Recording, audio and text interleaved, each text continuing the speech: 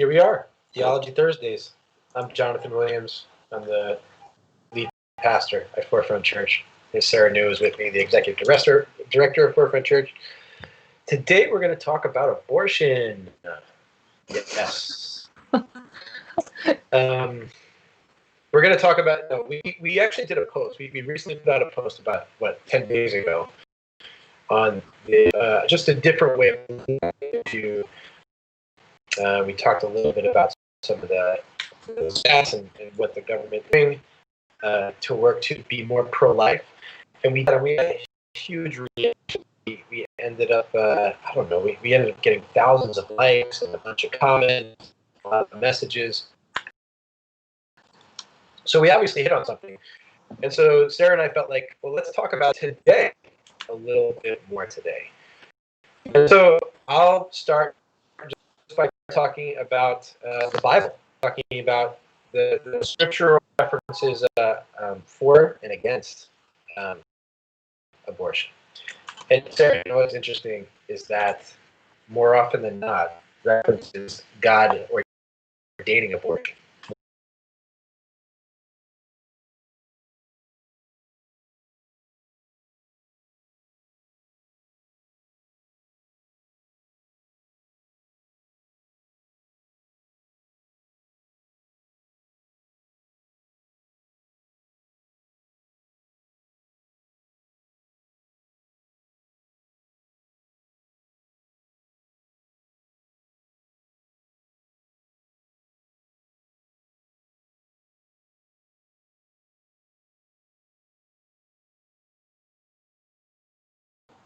I can talk about those a bit, and then you can switch to the Exodus and Sounds good. Like that.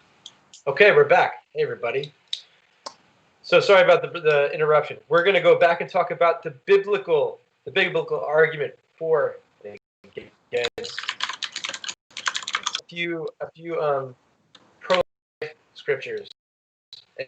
What are the pro-life scriptures that people use? What are the popular ones?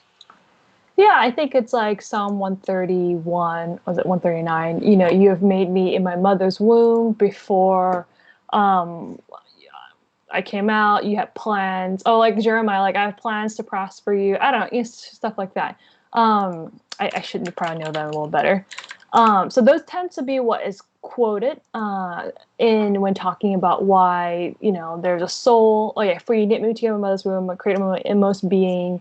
Your eyes saw my unformed body, all the days ordained for me, written in your book, before one of them came to be. Soul that God has destiny and plans for while we're in the womb, and thus obviously that's human life. And I do think it's worth acknowledging that it is kind of, I don't think it's a clear case. When does human life begin?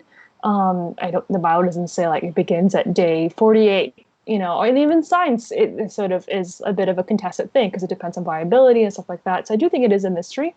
But I think we have to fundamentally acknowledge that the Psalms should not be seen as theological declarations for ethics and how we should regulate human life. I mean, we have so many Psalms, like we discussed last time, that was like, please kill my enemy now.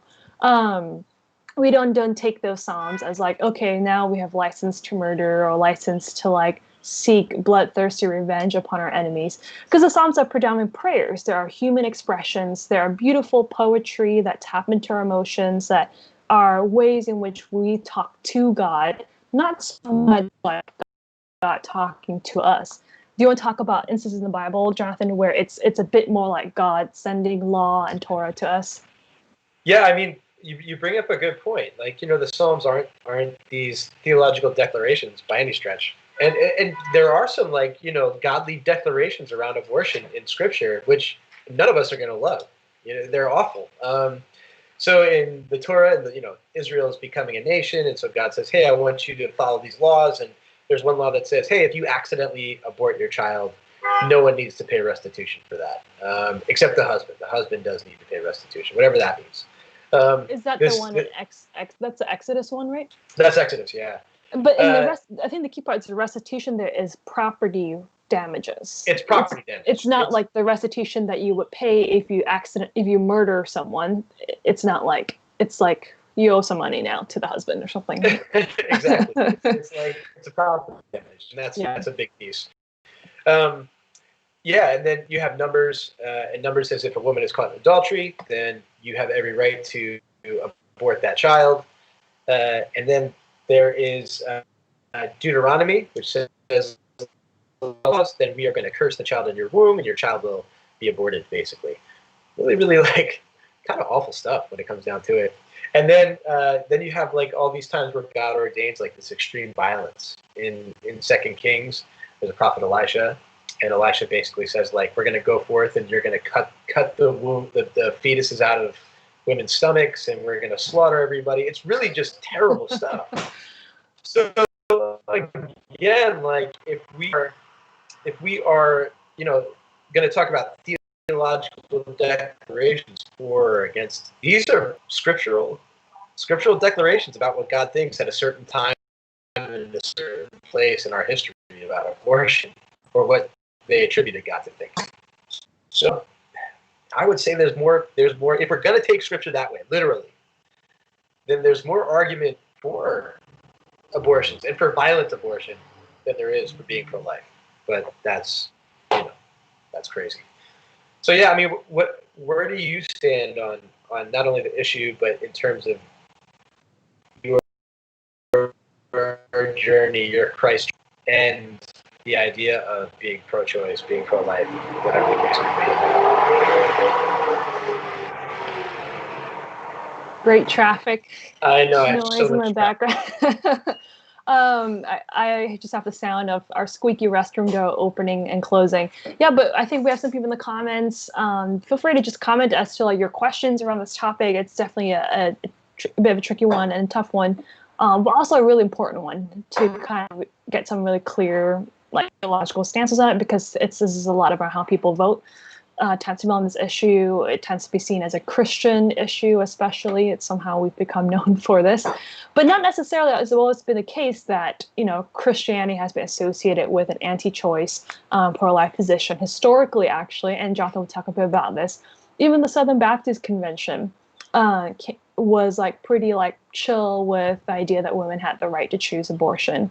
Maybe we want to talk a bit about that, Jonathan. They weren't chill about it. They, in 1971, 1974, 1976, they wrote resolutions talking about the fact that it was important for women to have abortions in different instances. Like it's in there. Like you can go back and see it. Like that is the Southern Baptist Convention.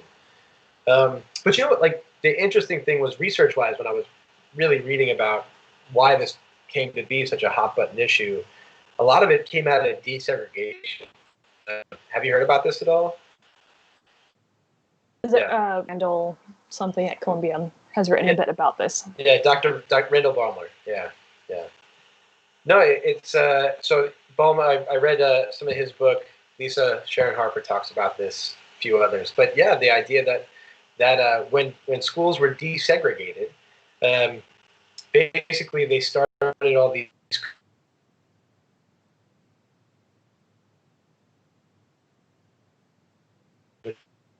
you're tax exempt, and being tax exempt means that you cannot discriminate. And they sued, and they won. And so these schools were like, well, we still need to be tax exempt. What are we going to do?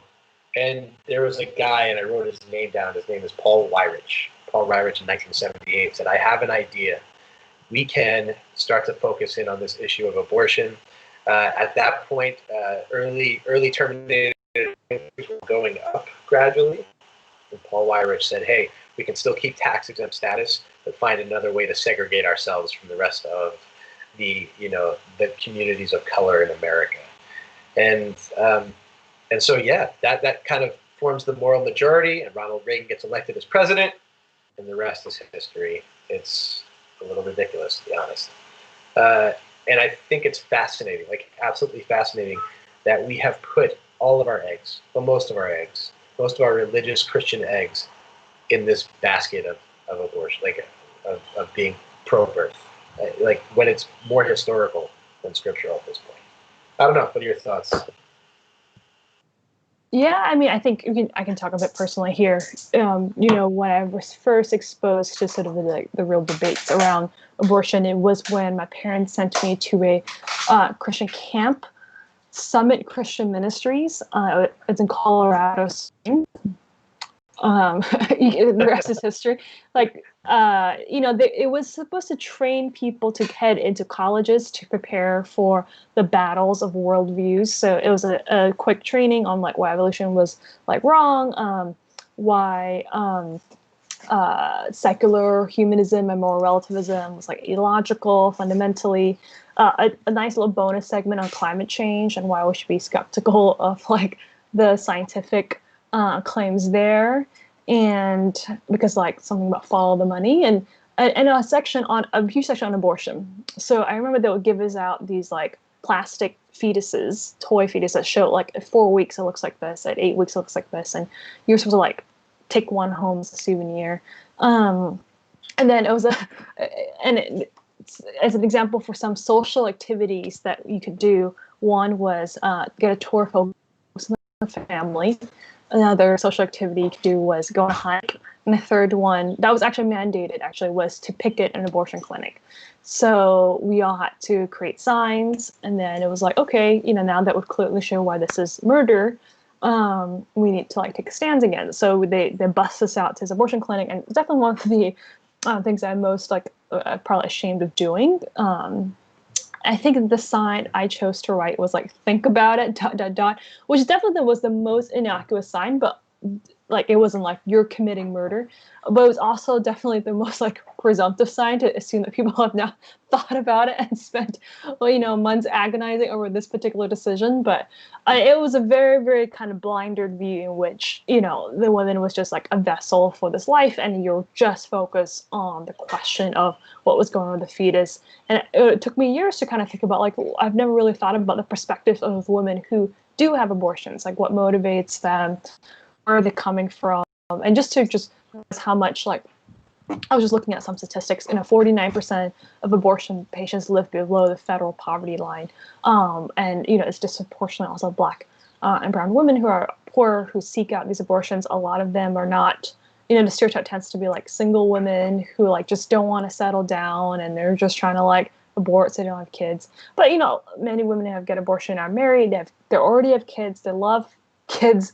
Is just having another one, it will break the family. So once I started kind of doing that research a bit more, I was like, okay, wow. And then talking to friends who have like who've had abortions, whose parents have had abortions, I was like, this is like a different perspective that I haven't really been exposed to. So yeah, that's a bit of my journey on it. And scripturally, I think, as you talked about, that covers a lot of it as well. Oh wow! I mean, that's quite a story. I mean, yeah, that's really quite a story. I've not experienced anything like that. Yeah, it does. So this issue primarily affects communities of color. Like this is something we know it affects in lower socioeconomic classes, right? And not by their own choice or not because they're lazy, but because of cycles of poverty throughout our nation's history. And so there's a sense in which this is as much of an economic issue than anything else. And if that's the case, then I tend to look at themes in Scripture, as we all should, by the way. And so you see themes of like love and covenant, right? You see like themes of like, you are so loved by God, and then God creates a covenant of love with you. There's not the overt word, but a sense that there is a God who is empathetic with what you're going through, right? There is a God who stands with you. And so when I look at that, when I look at some of that language or some of the themes in Scripture, I'm absolutely someone who absolutely believes in the beauty of all life, and at the same time absolutely believe that there's a God who looks at a woman in this position and says, absolutely, you need to make the choice that's best for you. Like, I love you. I'm empathetic to what's going on. I'm walking with you.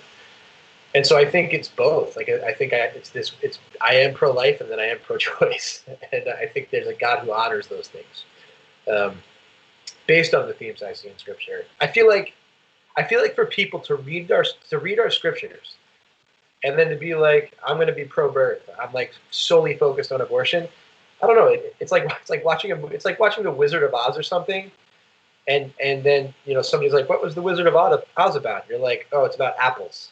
There's like that one scene in Wizard of Oz where there's like they throw apples, It's like it's barely ever mentioned. My point is that it's barely ever mentioned, yet we make it the central focus. Whereas the central focus of our scripture over and over is God's unending love, God's continued empathy for us, God's continued walking with us through the person of Jesus Christ. And they to make a decision about whether or not we end pregnancy, or whether or not women end pregnancy. And that's, yeah, I mean, it's hard. It's not easy, but we need to take the 30,000 foot view instead of it getting down into 3 or 4 verses. Yeah, and I think it's a tricky choice in some ways because, like, unlike, let's say, the LGBT issue, which is another hot button issue, it's like, if it's like, is this good or is this bad? It's like, you know, there's not really a ton of middle ground. It's like, is it a sin or is it not a sin? And I think even in the case, even sort of the most strident sort of pro-choice people would sort of acknowledge that, you know, in most cases, most people do not want to have abortions. It's like, you know, unfortunate decision you really have to make. And so for the most part, people aren't sort of being, you know, really happy they had an abortion, what have you. It tends to be a tough and difficult decision, and I think one that is my internet frozen? I think I might be frozen. Okay. No, you're good. Okay, I'm back on. But I think that to go all the way from that to banning abortions, to make it illegal, make it hard to do so, I think is truly inhumane in terms of the huge burden of healthcare it places on women to drive for hours to a state that will be able to provide them, the amount of paper it requires, to take off time off work to sort of do all these things, the shame and the stigma attached to it. I think this is like something that I think is not only disproportionately affects women, obviously, or people who have uteruses, but as you mentioned, poor women, working class people who can't afford to have abortions. And I think truly, and this is one thing that I appreciate from a more socialist perspective, that for to be robustly pro-choice, I think means that to be able to support women's choice in either direction. A choice to have an abortion and to have a child.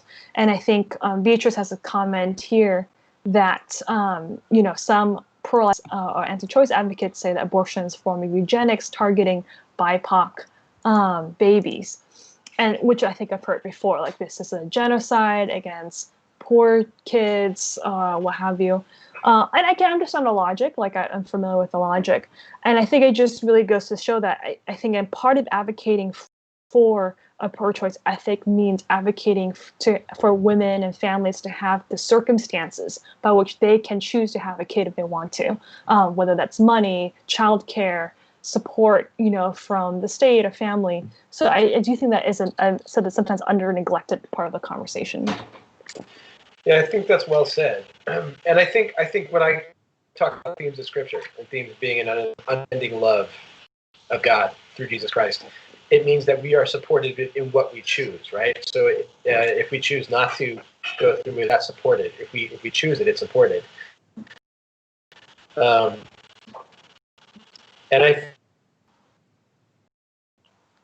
that create a little clarity. And it's hard. I mean, it's a difficult situation, and I don't think we can put a, you know, when we talk about sin at our church, we say every situation is unique, right? So you can't put a blanket over a certain thing and call it sin. And in this way, like every choice is a unique choice. And so I don't ever want to put a blanket over this and be like, it should all be this way.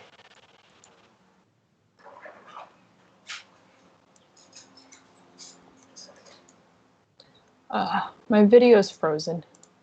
Shoot, what's going on? I think I'm just going to talk because I think I'm on video, but I'm not sure. Okay.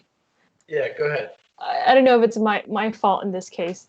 But I heard you, Jonathan, say we should not have blanket rules. It's about contextual, like what is the right thing to do in this situation.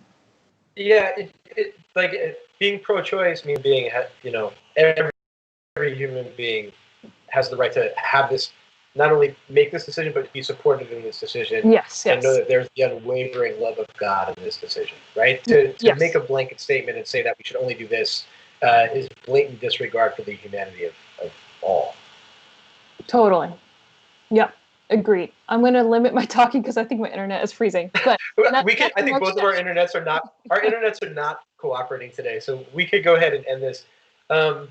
Did you post those links to I Baldwin's posted a book? link to Balmer's article on Politico and a Southern Baptist abolition and abortion issue. But yeah, I think that makes sense. I think there's something also about, we think about when I think about choice and consent and dignity and stuff like that, somehow I'm recalling Mary and, the angel visiting her and all that kind of stuff. And I think, I don't have the specific verses around me, but I feel like there is a real respect that the angel shows to Mary and says, and kind of Mary is very much like participating in that decision, if that makes sense, to be like, okay, I'm going to go through with this. I'm going to face a certain amount of social stigma and social shame, but I'm going to go through with this and like tell my husband this is what the plan is, stuff like that. It's not like Mary, the angel doesn't come to Mary and say, this is the way things have to go. You're a vessel for God's plan. Get on there with the program, or like peace. I feel like Mary has some active agency in that, and that's partly why she's as revered as she is in our tradition, because she's just not a vessel. She is truly someone who chooses to be the mother of God. Yeah, that's I love that. Really empowering piece of scripture. It's sure. Yeah. Well, I mean, okay. Why don't we end there? That was a good spot to end. Okay. If you have any questions, just tag us on the Facebook or the Twitter, so that we can come back to it. And we'll love to hear your thoughts. All right. See ya. See ya.